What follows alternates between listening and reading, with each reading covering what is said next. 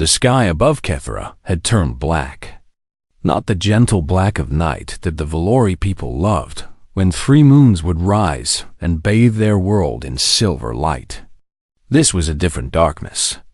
This was the darkness of war. Ambassador Silas pressed her 4 delicate hands against the window of the government tower and watched her world die.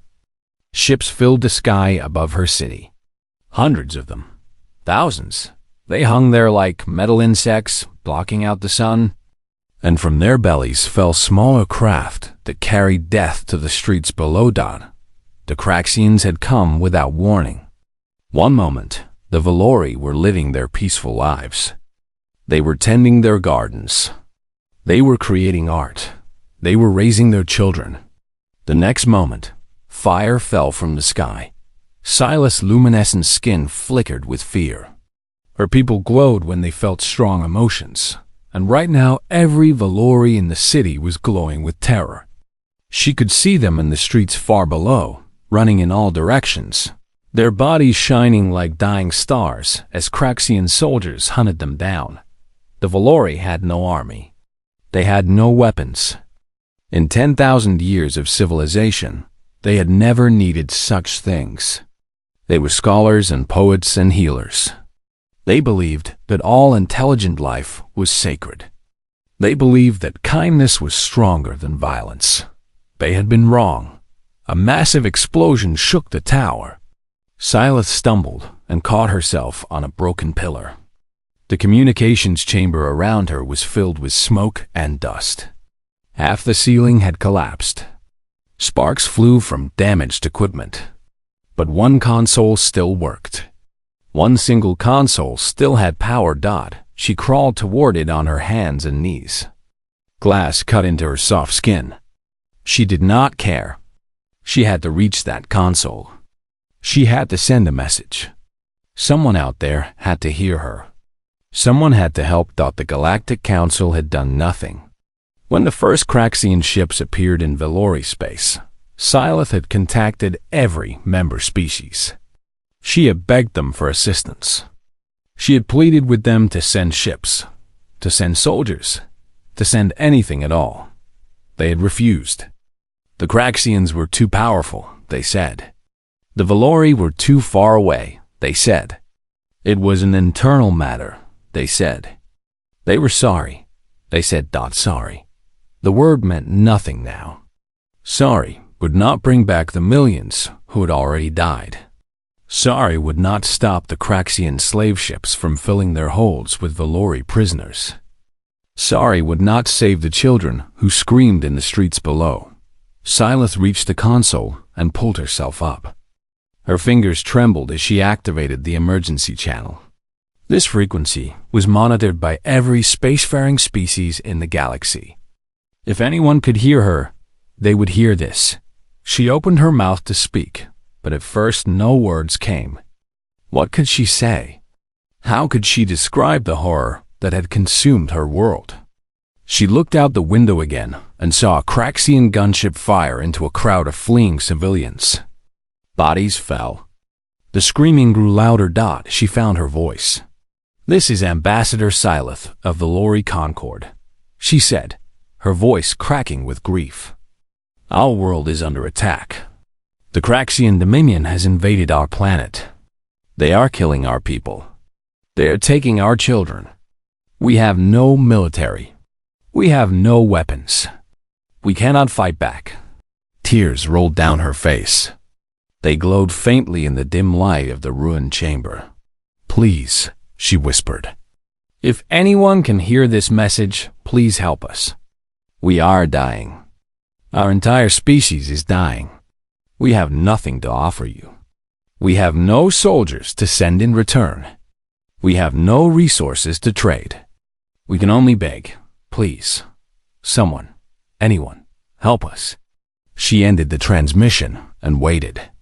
Seconds passed. Then minutes. The sounds of battle grew closer. She could hear Craxian soldiers in the floors below, their heavy boots stomping through the corridors, their guttural voices shouting commands in a language she did not understand. They were coming for her. the ambassador of a dead world, the last voice of a dying people. Sylith closed her 4 eyes and prepared to die. She thought of her family. Her parents had been killed in the first wave of attacks. Her siblings had been captured and taken to the slave ships. She was alone now, the last of her line. She thought of the gardens outside her childhood home, the flowers that bloomed in 17 different colors, the trees that sang when the wind blew through their branches. All gone now, all burned. Static crackled from the console. Silas' eyes snapped open. Someone was responding. After all this time, after all her desperate pleas, someone was finally responding. But which species? The gentle Tyranni, who were even more peaceful than the Valori. The calculating Praxi, who cared only about profit. The ancient Morvathi, who had retreated from galactic affairs centuries ago. The voice that came through the speaker was unlike any she had heard before. It was deep and strong, and filled with a strange kind of warmth. "This is Captain Danny Ortega of the USS Valor, United Earth Navy. We received your transmission, Ambassador."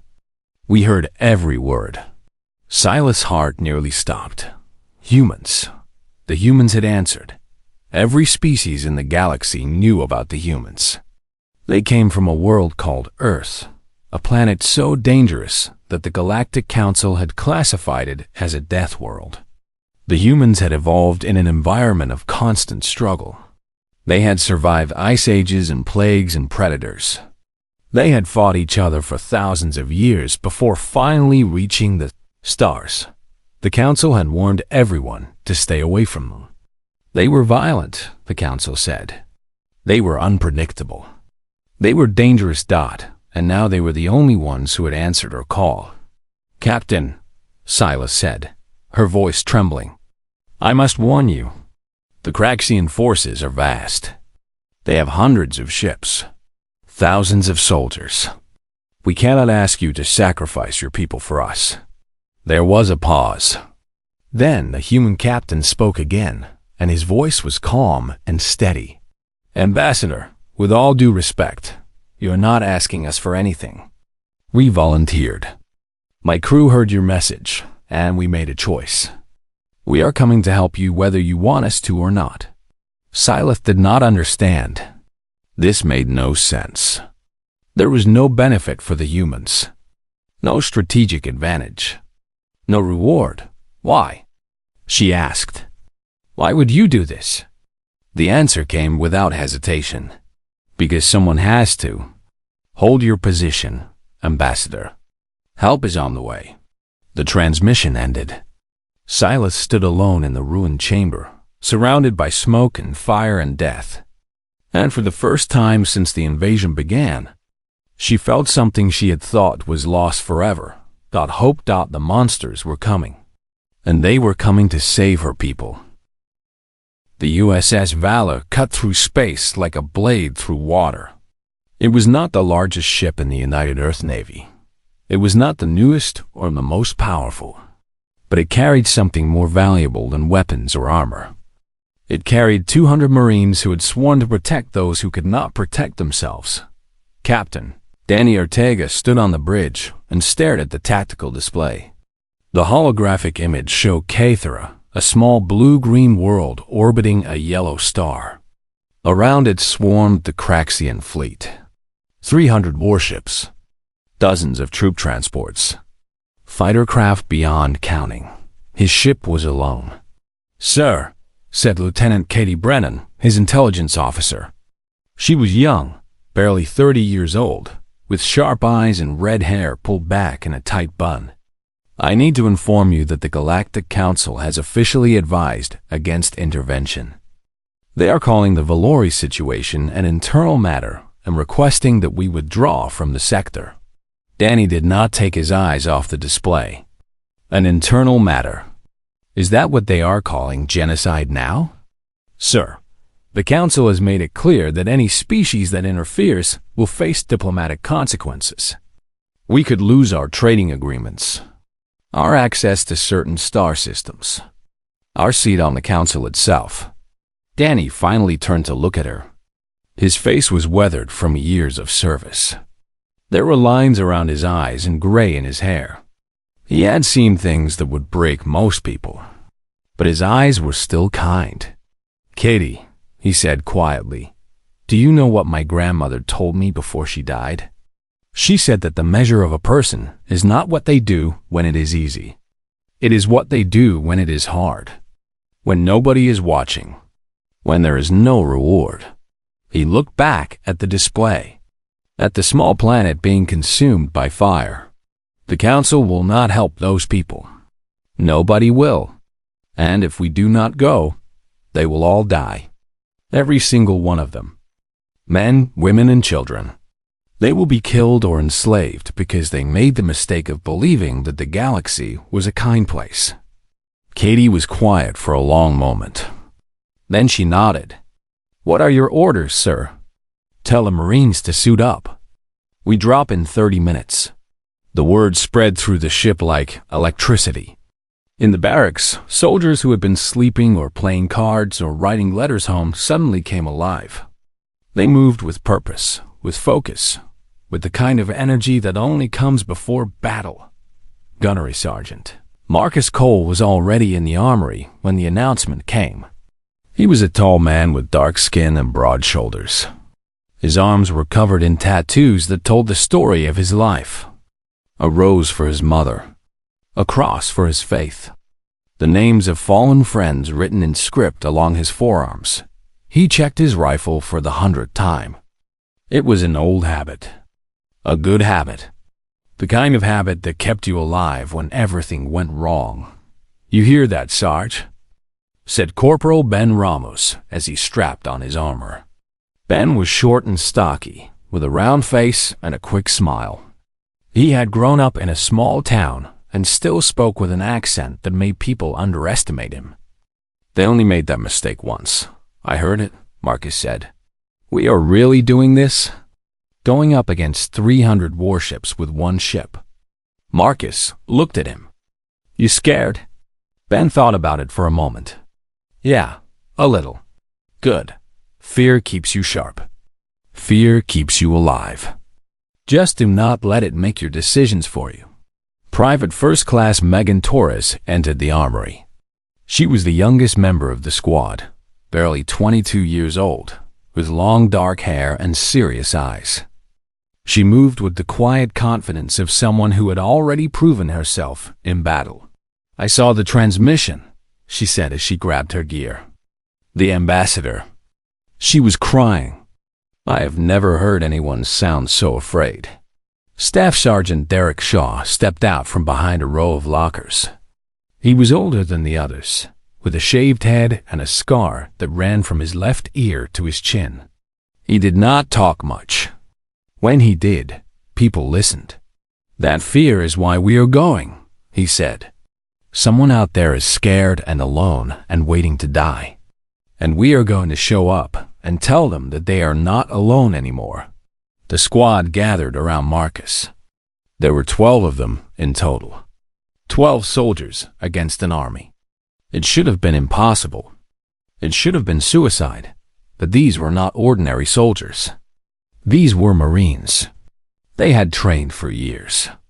They had fought in a dozen battles across the galaxy. They had looked death in the face and spit in its eye, and they had never left anyone behind. "Listen up," Marcus said. "I am not going to lie to you. This is bad. The Craxians have us outnumbered 50 to 1. They have air support, armor, and heavy weapons. We have rifles, grenades, and bad attitudes." A few soldiers chuckled. The tension in the room eased slightly. "But here is what they do not have," Marcus continued. "They do not have training like ours. They do not have discipline like ours. And they do not have something worth fighting for. They are fighting because they want slaves and profit. We are fighting because innocent people are dying, and we can stop it." He looked at each of them in turn. Ben with his nervous smile. Megan with her serious eyes. Derek with his calm, steady presence. All of them ready. All of them willing. "The galaxy thinks we are monsters," Marcus said. "They call our planet a death world. They say we are violent and dangerous and unpredictable. Maybe they are right. Maybe we are all those things. But tonight, we are going to show them what monsters do when they see innocent people being hurt. We are going to show them what happens when you threaten someone we have decided to protect." He chambered around in his rifle. The sound echoed through the armory. "Now get your gear and get to the drop pods. We have people to save." 20 minutes later, the Valor broke through Kethra's atmosphere. The ship shook violently as anti-aircraft fire exploded around them. Warning lights flashed. Alarms screamed. The pilot fought to keep them steady. In the drop pod bay, the Marines sat strapped into their seats. The metal walls rattled. The floor vibrated beneath their feet. Through the small windows, they could see the burning planet rushing toward them. Marcus keyed his radio. 30 seconds to drop. Remember your training. Watch your corners. Cover your squad mates. And bring those people home. The bay doors opened. Wind and smoke rushed in. Below them, a city burned. Megan whispered a prayer under her breath. Ben touched the photo of his wife that he kept in his chest pocket. Derek cracked his knuckles and smiled. 10 seconds, the pilot announced. "Good luck, Marines." Marcus took one last breath. Drop. The pods launched. 12 metal coffins carrying 12 soldiers plummeted toward a world on fire. They fell through smoke and ash and screaming air. They fell toward impossible odds and certain death. They fell toward the people who needed them most, and they did not hesitate for a single second. Ambassador Silas had accepted death. She sat in the corner of the ruined communications chamber with her back against the wall and her 4 hands folded in her lap. The glow of her luminescent skin had faded to almost nothing. She was too tired to be afraid anymore. The Craxian soldiers were close now. She could hear them on the floor below, smashing through doors, overturning furniture, laughing at the destruction they caused. Their voices were harsh and cruel. They spoke of the slaves they would take, the wealth they would earn, the fear they would spread. She wondered if it would hurt when they killed her. The Craxians were not known for mercy. They enjoyed causing pain. They saw it as entertainment. A sound came from the stairwell. Heavy footsteps climbing toward her. Getting closer. Getting louder. Silas closed her eyes and thought of her mother. She thought of sitting in the garden as a child, listening to stories about the ancient heroes of her people. Heroes who had never lifted a weapon. Heroes who had conquered through wisdom and love and patience. Those stories seemed foolish now. Wisdom had not saved her world. Love had not stopped the bombs. Patience had only given the Craxians more time to kill. The door to the chamber exploded inward. A Craxian soldier stood in the doorway, his massive frame blocking the light. He was nearly 3 meters tall, covered in thick scales the color of dried blood. His yellow eyes scanned the room until they found her. He smiled. It was not a kind smile. "The ambassador," he said in heavily accented Galactic Common. "The warlord will be pleased. You will fetch a high price on the slave markets." More soldiers filed in behind him. 6 in total. They carried plasma rifles and wore armor that gleamed in the flickering emergency lights. They moved toward her slowly, savoring the moment.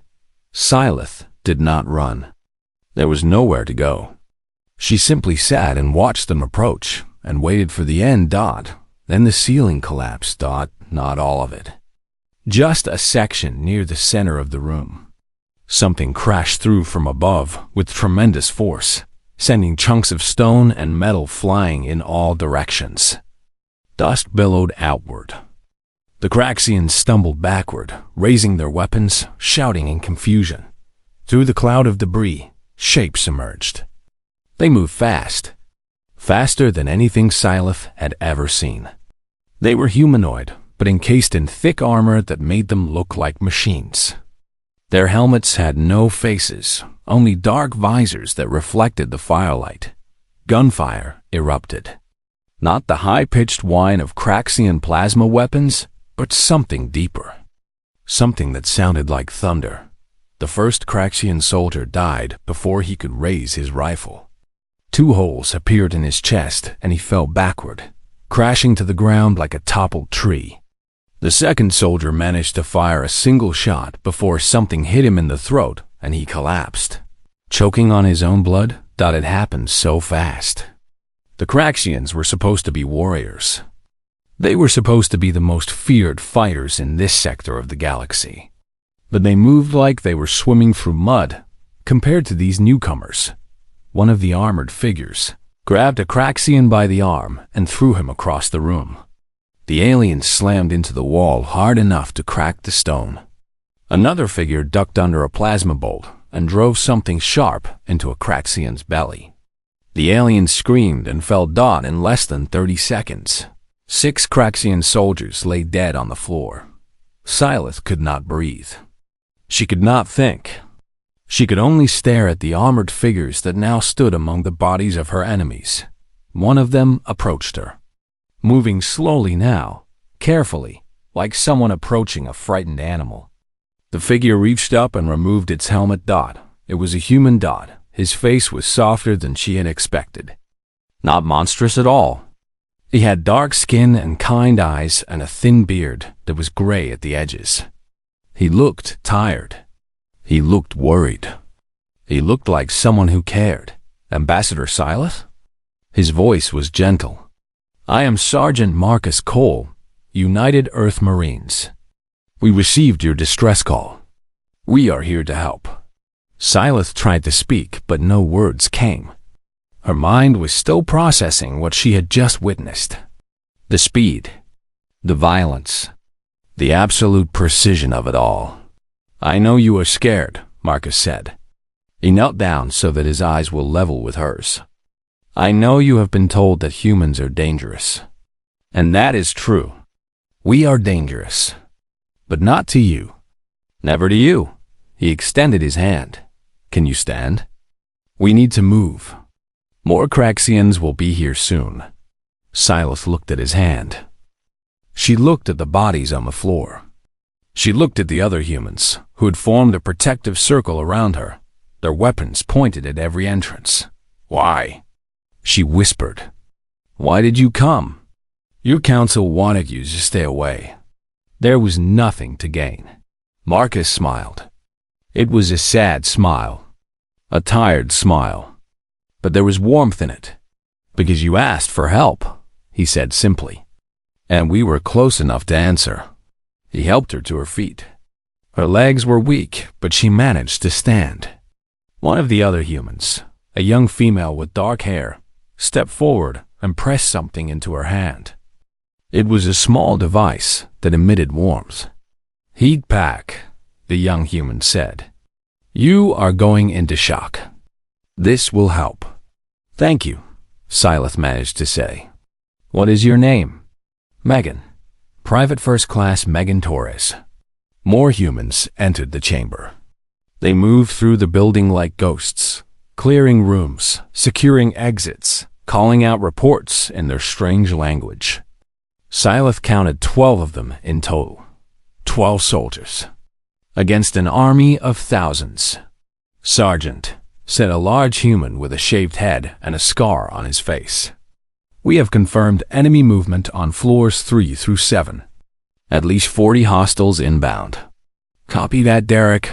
Ben, take point. Katie, what is our exit strategy? A female voice crackled through their communication devices. I have a clear path marked to Extraction Point Alpha, 2 blocks east.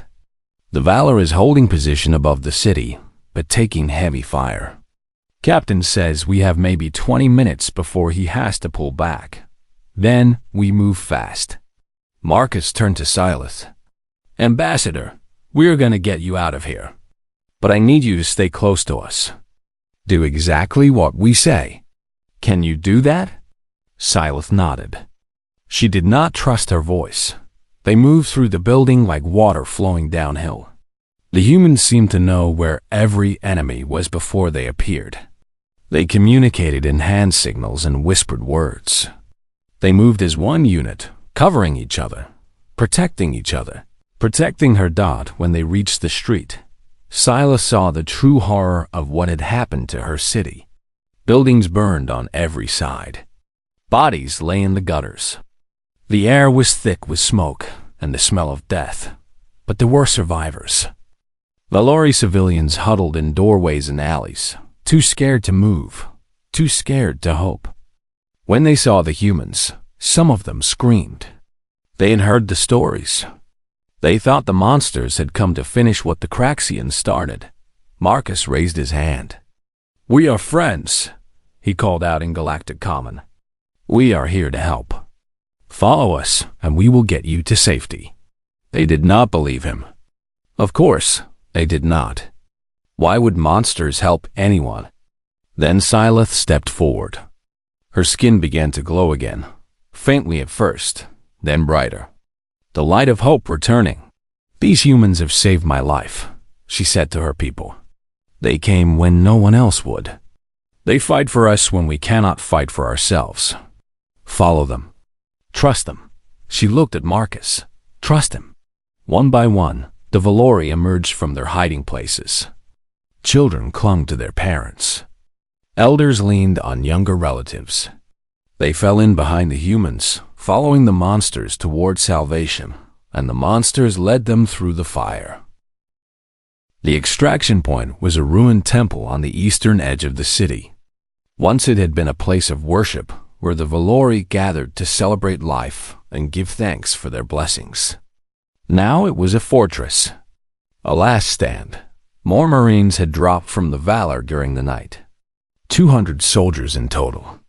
They spread through the temple complex, setting up defensive positions, treating wounded civilians, distributing food and water to those who had none. Captain Danny Ortega established his command post in what had once been the main prayer hall.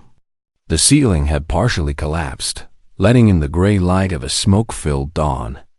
Holographic displays floated in the air around him, showing enemy positions, friendly forces, and the ever-shrinking safe zone that contained nearly 3,000 Valori refugees. "Sir, we have a problem." Lieutenant Katie Brennan approached with a tablet in her hands. Her face was pale. She had not slept in 26 hours. Only one problem? That would be an improvement. The Craxian commander has figured out what we are doing.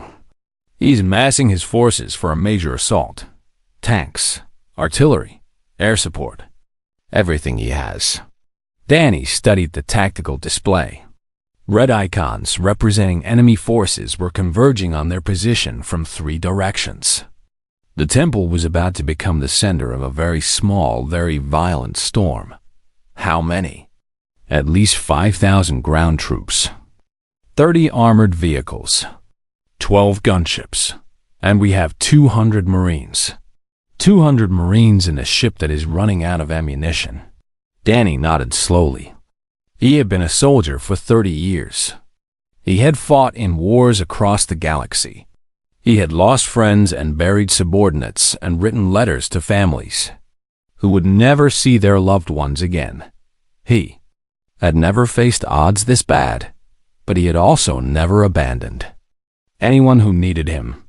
"Get me Sergeant Cole." Marcus arrived 5 minutes later. His armor was dented and scorched. There was dried blood on his hands that was not his own. He had been in the field all night, leading rescue operations, pulling Valori civilians out of collapsed buildings, fighting running battles with Craxian patrols. "You wanted to see me, sir?" Danny pointed at the display. "The Craxians are coming. All of them. This is going to be their final push. If they break through, everyone in this temple dies. Every Marine, every civilian, everyone." Marcus studied the display. His expression did not change. "What are your orders?" "I need you to hold the eastern approach. That is where they will hit us hardest. You will have 30 Marines and whatever barricades you can build in the next 2 hours. Against 5,000 soldiers and 30 tanks. Yes, Marcus was quiet for a moment. Then he nodded. It will be done, Marcus. Danny's voice softened. I know what I am asking. I know the math does not work. But those people behind us have no one else. If we break, they die. It is that simple. I understand, sir. Marcus started to leave, then paused. Captain, may I ask you something? Go ahead. If we do not make it, will you make sure someone tells my daughter? She is 8 years old. She lives with her grandmother in Texas. I want her to know that her father died, protecting people who could not protect themselves. I want her to know that it meant something. Danny swallowed hard. I will tell her myself. I promise. Marcus saluted and left. The next 2 hours passed in a blur of activity. Marines dug trenches and built walls from rubble. They positioned heavy weapons and laid traps and said prayers to whatever gods they believed in. The Valori civilians were moved deeper into the temple. As far from the fighting as possible, Megan Torres worked beside Ben Ramos, stacking stones to form a barricade. Her arms ached and her back hurt, but she did not stop. Somewhere behind her, a Valori child was watching. A little girl with 4 arms and skin that glowed faintly silver. Are you scared? The child asked in broken Galactic common. Megan paused. She looked at the little girl, at her wide eyes and trembling hands. Yes, Megan admitted. I am scared. Then why do you stay? Why do you not run away? Megan thought about the question. She thought about her home on Earth, her parents, her younger brother who had looked up to her since they were kids. Because running away would not make me less scared, she said finally. It would just mean that the next time something bad happened, I would run again. And again. And eventually, I would spend my whole life running. She knelt down so she was eye level with the child. I would rather be scared and stay than be scared and leave. Does that make sense? The little girl nodded slowly. Then she reached out with one of her small hands and touched Megan's armored gauntlet. Thank you, she whispered. Thank you for staying. The assault came at dawn. First came the artillery. Shells rained down on the temple complex, shaking the ground and filling the air with dust and fire. Walls collapsed. Marines dove for cover. Someone screamed. Then came the tanks. 30 armored vehicles rolled through the streets, their guns blazing. They crushed rubble beneath their treads and fired at anything that moved. Then came the soldiers. Thousands of them. A wave of scaled bodies and plasma rifles that seemed to stretch from one end of the horizon to the other. Marcus stood behind the eastern barricade and watched them come. Beside him were his people. Ben with his nervous jokes. Megan with her serious eyes. Derek with his quiet strength. All of them ready. All of them terrified. All of them refusing to break. Hold your fire, Marcus ordered. Wait until they are close. Make every shot count. The Craxians advanced. 200 meters. 100 meters. 50 meters. Now. The barricade erupted with gunfire. Marines opened up with everything they had. Rifles, machine guns, grenades, rocket launchers. The front rank of Craxians fell. Then the second rank. Then the third. But more kept coming. Always more. A plasma bolt hit the barricade and 3 Marines disappeared in a flash of light. A tank round struck a building and brought it crashing down on a defensive position. Screams filled the air. Human screams. Craxian screams. The screams of a world that was tearing itself apart. We cannot hold. Men shouted. Blood ran down his face from a cut on his forehead. There are too many. Marcus knew he was right. They had killed hundreds of Craxians, but thousands more were pushing forward. The barricade was crumbling. Ammunition was running low. Marines were dying.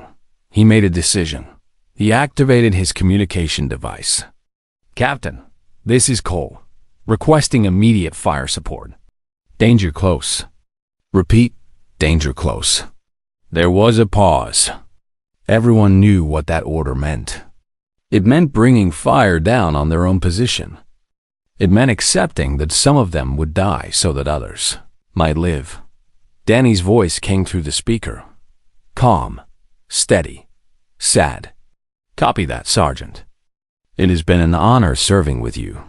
High above the city, the USS Valor descended through the clouds. Its hull was scarred from hours of combat. Its shields were failing. Half its weapons were offline. But it still had enough firepower to change the battle. Captain Danny Ortega stood on the bridge and gave the order. "All batteries, fire." The ship unleashed everything it had. Missiles streaked toward the ground. Railguns thundered. Energy beams cut through the smoke-filled sky. The eastern approach became a wall of fire and destruction. Craxian tanks exploded. Soldiers were thrown through the air. The advancing army broke apart like a wave against a rock dot at the barricade. Marcus threw himself over Megan as the world turned to fire. The ground shook. The air burned. He felt heat and pressure and pain dot, and silence. He opened his eyes. He was still alive. Megan was still alive.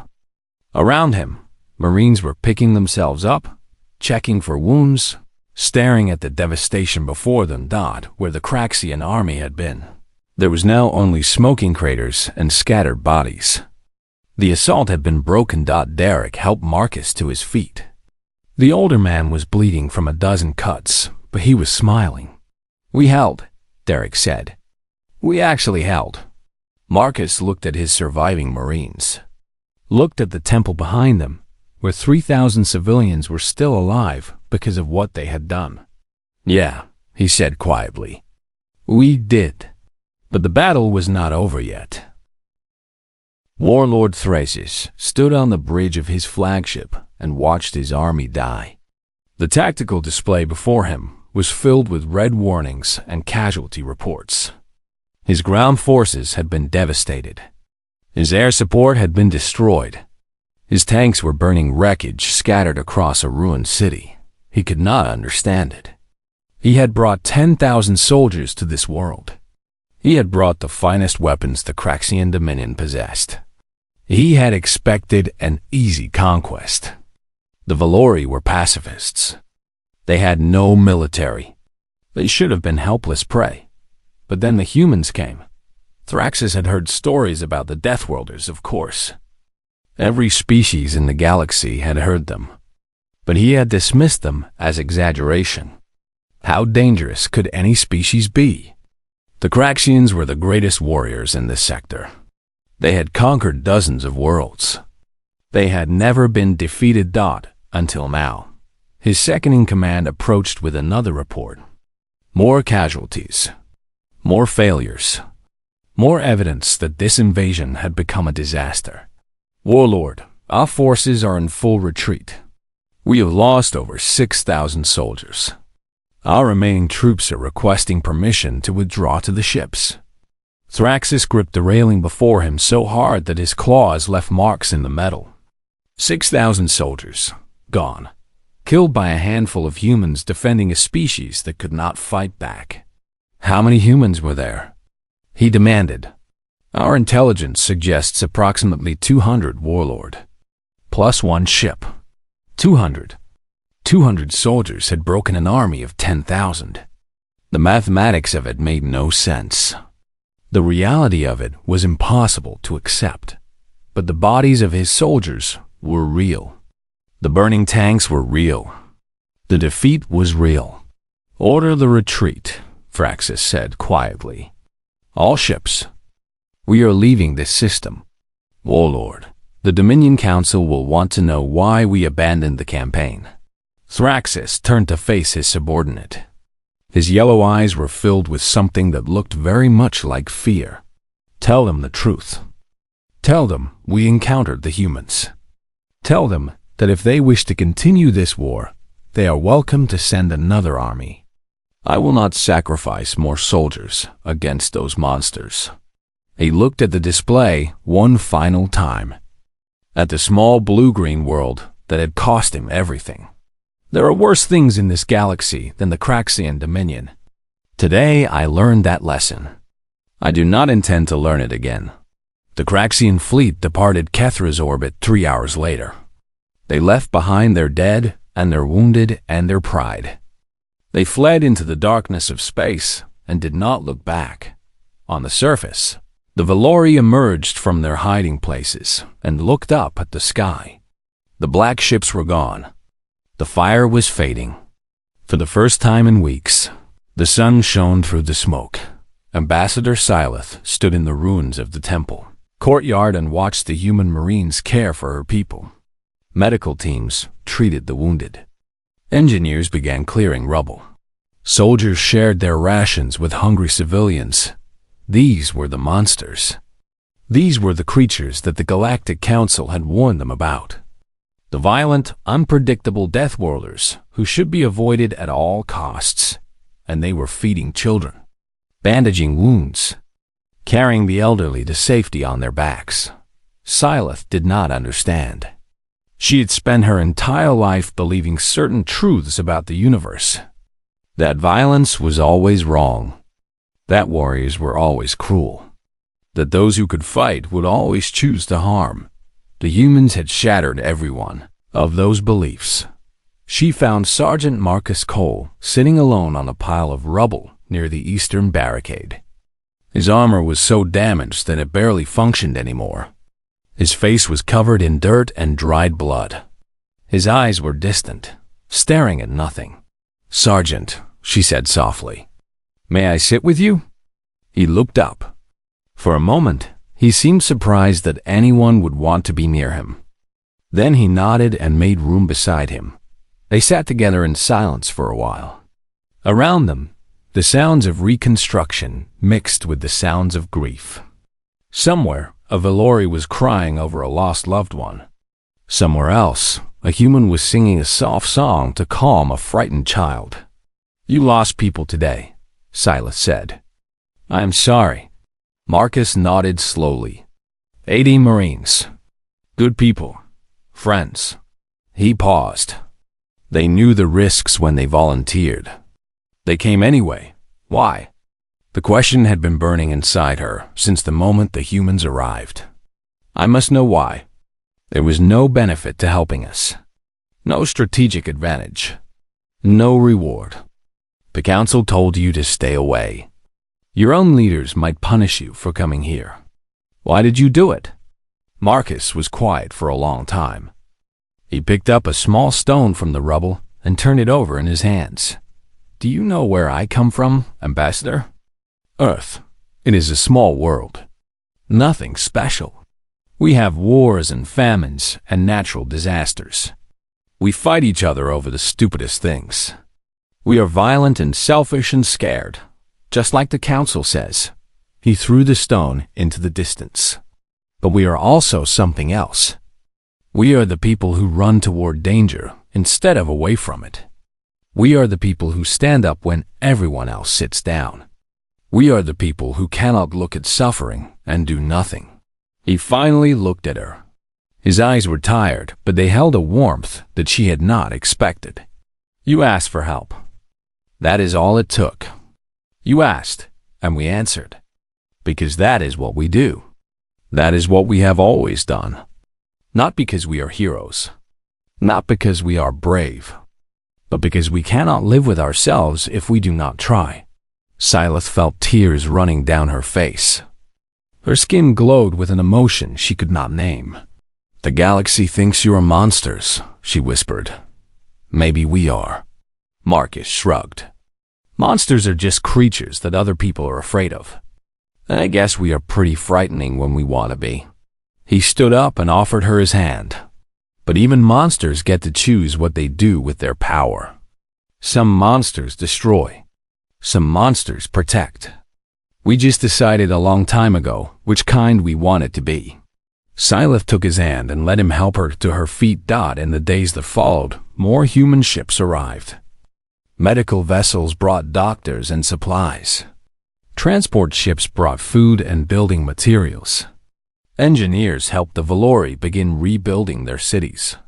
Teachers helped children who had lost their schools. The Galactic Council sent angry messages demanding that the humans withdraw. They threatened sanctions and exclusion and diplomatic consequences. The humans ignored them. They stayed until the work was done. On the day the last human ship prepared to leave, a crowd of Valori gathered at the spaceport. Thousands of them. They had come to say goodbye to the monsters who had saved their world. Ambassador Silas stood at the front of the crowd with Captain Danny Ortega. The human captain looked uncomfortable with all the attention. He kept trying to deflect praise and credit onto his crew. "You did not have to come," Silas said to him. "You did not have to stay. You did not have to sacrifice your soldiers for strangers you had never met." "No," Danny agreed. "We did not have to. We chose to. Why? I have asked this question 100 times, and I still do not fully understand the answer." Danny smiled. It was the same tired, kind smile that Marcus had worn after the battle. "Ambassador, on our world there is an old saying. We do not light candles because the darkness is strong. We light them because they push back the darkness, even if only a little. Even if only for a while." He gestured at the crowd of Valori around them, at the children who were playing in the streets again, at the families who had been reunited, at the world that was slowly healing. "This was our candle. You were our candle, and lighting it was the easiest decision we ever made." The human ship rose into the sky. The Valori watched it go, their luminescent skin glowing with gratitude and love, and something that felt very much like hope. Silas knew that the galaxy would never be the same. The Craxians had learned to fear the humans. The Council had learned that their warnings meant nothing. And the Valori had learned that sometimes the monsters in the dark were not monsters at all. They were guardians. They were protectors. They were the ones who answered when no one else would. They were human. And they had given the Valori back their future. In the years that followed. Whenever a young Valori asked about the dark time and the humans who came through the smoke, their elders would tell them this: the galaxy is a dangerous place. There are those who would conquer and enslave and destroy. There are those who would watch suffering and do nothing.